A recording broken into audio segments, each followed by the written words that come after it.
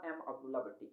आज इमरान खान और परवेज़ इलाही की एक अहम मुलाकात हुई ज़मान पार्क के अंदर, और फिर ये तकरीबन जो मुलाकात है ये तकरीबन आधा घंटा जारी रही।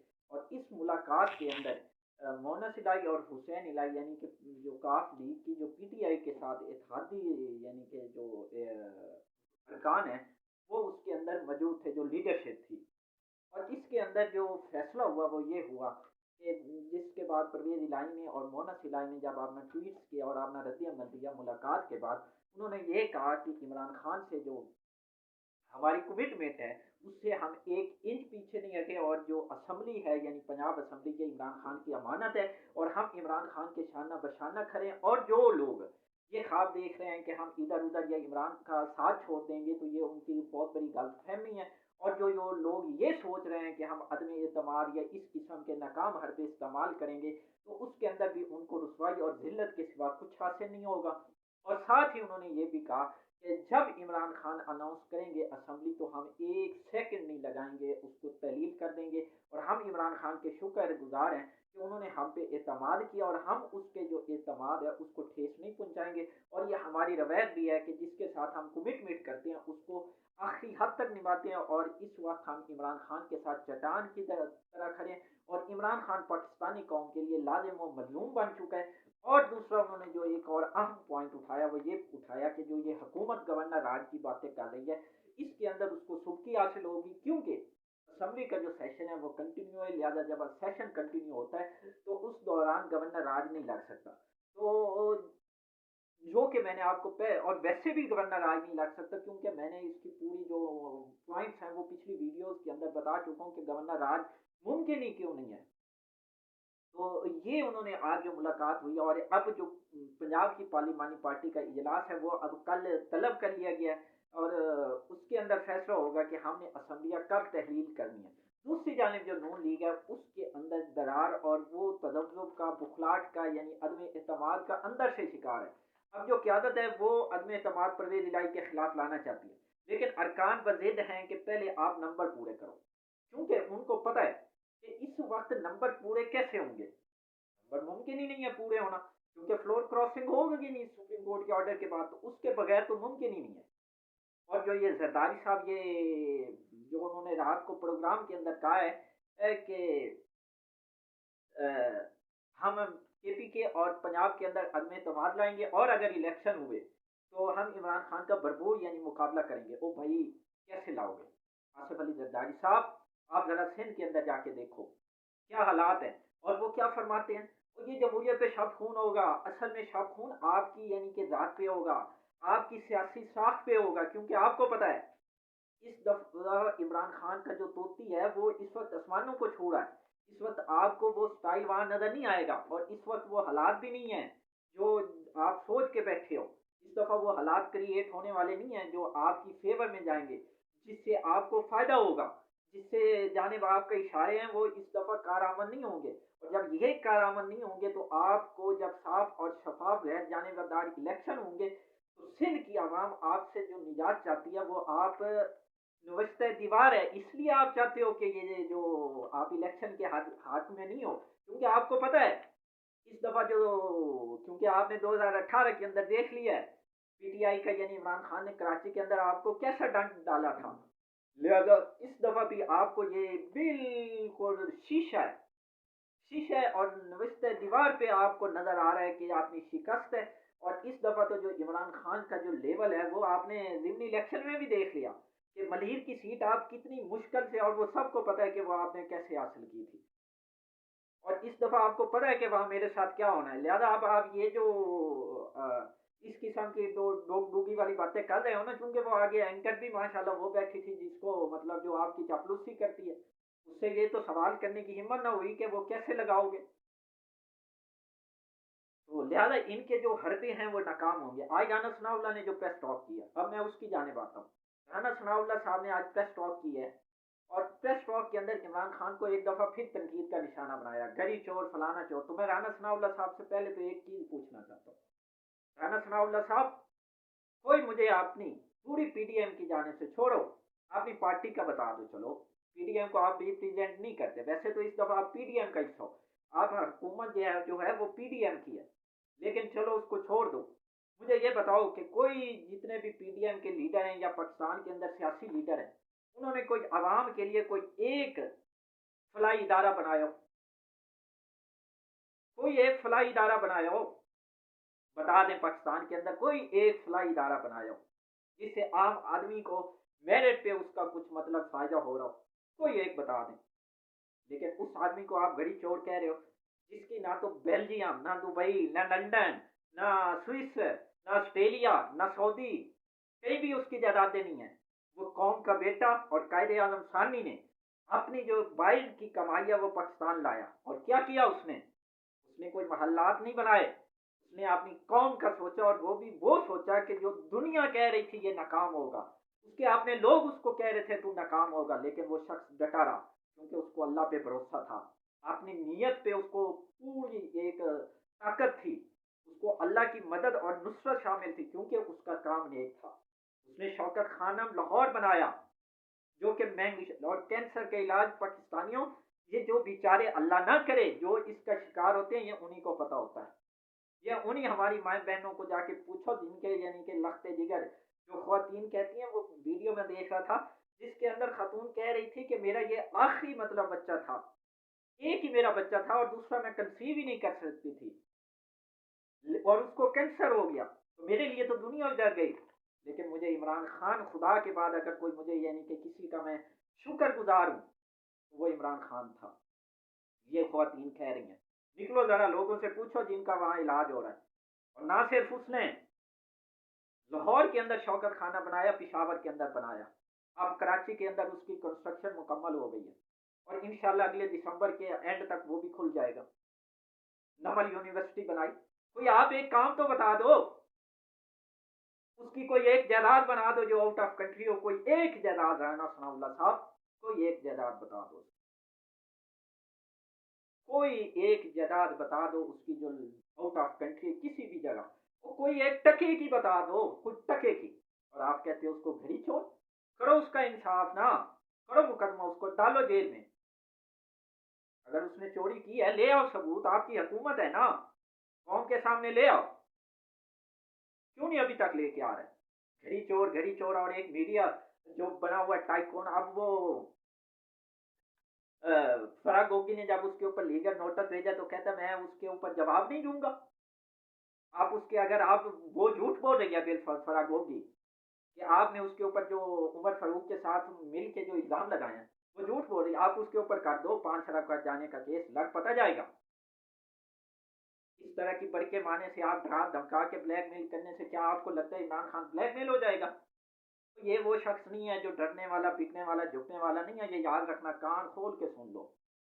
ये वो आदमी नहीं है जो आपकी ये 2 नंबरी जो चालें हैं ना उसके अंदर आ जाएगा। आपकी ये धमकी जो ये बनावटी है ना उसके अंदर वो आने वाला नहीं है। ये कान खोल के सुन लो। और जो दूसरी बात है, राना सनाउल्लाह ने कहा है कि नवाज शरीफ इसी माह वापस आ रहा है, मतलब दिसंबर के अंदर आए ना। यूरोप का टूर कर लिया ना। पहले तो कहते थे डॉक्टर इजाजत नहीं देते लंबे टूर की, अब कैसे कर रहा है?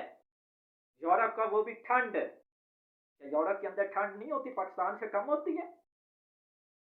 इतनी ठिठरती यानी कि सर्दी के अंदर वो यूरोप का टूर करके आया है, पाकिस्तान नहीं आ सकता? आए ना। क्यों नहीं आ रहा? आपकी हुकूमत है, वफाक में आपकी हुकूमत है, तो चलो वफाक में आ जाए, कराची में आ जाए। आपकी हुकूमतें हैं ना वहां दोनों, उधर उतर जाए, लग पता जाएगा, दूध का दूध और पानी का पानी हो जाएगा, कौन किसके साथ है और किसके साथ नहीं है। और जो दूसरी राना सनाउल्लाह ने आज बात की, इस हुकूमत ने जब से आई है, जब से ये रजीम चेंज ऑपरेशन हुआ, तब से इस मुल्क के अंदर कोई अच्छी खबर नहीं आई। कोई अच्छी खबर किसी किस्म की, ना तो मुआशी आई है, ना सिक्योरिटी बेस आई है, ना कोई और यानी कि फॉरेन की तरफ यानी कि खारजा पॉलिसी माल पे कोई अच्छी खबर आई है, ना आवाम के लिए अच्छी खबर आई है। बल्कि इन लोगों ने 12 रुपए गैस भी महंगी कर दी है, और पेट्रोल दुनिया के अंदर सस्ता हुआ लेकिन इन्होंने बरकरार रखा है, और ये उसके ऊपर बड़ी बगले बजा रहे हैं। अब तो इसाकदार कौन से कह रहा है कि मैं $200 नहीं ला सकता। भाई यही कुछ था, खुश हो गई कहानी, बरके खत्म हो गई, गुब्बारे से हवा निकल गई, बुलंदो बांध दावे जो हैं वो जमीन बोस हो गए, समंदर बुर्द हो गए। करो ना, आप इमरान को कहते थे ये कर दूंगा वो कर दूंगा। दुनिया को पता था कि उस वक्त कोविड के दौरान कितनी महंगाई थी दुनिया के अंदर, सबको पता था। उस वक्त के आलमी इदारे उठा के देख लो इमरान खान के बारे में क्या कहते थे, और आज के उठा के देख लो, लग पता जाएगा। छोड़ो पाकिस्तानी इदारों को। और राना सनाउल्लाह ने आज कहा है जो अनफॉर्चुनेटली अल्लाह पाक जो लवाहिकीन है जो बलूचिस्तान हमले के अंदर शहीद हुए हैं, पुलिस वाले, हमारी सिक्योरिटी के जो जवान हैं, चाहे वो पाक फौज है, चाहे वो रेंजर के जवान है, एफसी के जवान है, पुलिस है, जितने भी पाकिस्तान के दिफा के लिए फ्रंट फुट पे लग रहे हैं, हमारी दुआएं, हमारी उनको सलाम है, और उनकी शुजात को सलाम है कि वो जिस जज्बे और जिस हिम्मत और जवान मर्दी, और उनकी माओ बहनों बीवियों बेटियों को सलाम है जिन्होंने ऐसे जवान पैदा किए जो इस मिट्टी पे कुर्बान हो रहे हैं। देखिए राना सनाउल्लाह साहब, आप क्या कर रहे हो? आज आप कह रहे थे कि टीटीपी जो कालादम तंजीम है उसने बलूचिस्तान वाक़े की जिम्मेदारी कबूल कर ली, जो कि अलार्मिंग है। और ये कौन कह रहा है? मुल्क का वजीर दाखिला कौन है? राना सनाउल्लाह साहब। किसकी जिम्मेदारी है? आपकी सिर्फ फोकस था इमरान खान। आज भी उसको कह रहे थे इस्लामाबाद क्यों नहीं आया, ताकि आप वहां फसाद बर्पा करते, अपने अजाइम में कामयाब होते। उसने बहुत दिलेरी और बुर्दबारी के साथ उसने अपना वो पत्ता खेला। अब आओ ना, क्यों तुम दबा के भाग रहे हो? ये कर देंगे वो कर देंगे, भड़के मार रहे हैं। राना सनाउल्लाह साहब, आपके दौरे हुकूमत में रजीम चेंज ऑपरेशन के बाद से सिक्योरिटी के तकरीबन 270 जो जवान हैं वो शहीद हुए हैं। उन्होंने अपनी जानों का नजराना पेश किया। 52% जो है रेशो बलोचिस्तान के अंदर बदअमनी, उसके अंदर इंक्रीजमेंट यानी इजाफा हुआ। किसकी जिम्मेदारी है ये? मुल्क का वजीर दाखिला कौन है? किसकी डोमेन में ये आता है? या सिर्फ ये अफवाज की जिम्मेदारी है? आपने कोई इसके ऊपर इजलास तलब किया? ज्यादा आपको इसके ऊपर सोचो विचार करनी होगी। बुग़्ज़ इमरान से निकलो, मुल्क का सोचो। मुल्क का सोचोगे तो आपके लिए बेहतरी होगी। अब ये वो 1990 वाली, 2002 वाली, 2007 वाली, 13 वाली ये सियासत खत्म हो गई है। ये 2022 जा रहा है, और ये 5th जनरेशन वार है, यानी कि सोशल मीडिया। और इसके अंदर आप ज्यादा देर किसी को बेवकूफ नहीं बना सकते। हकायक यूं आते हैं जैसे गोली की तरह आते हैं।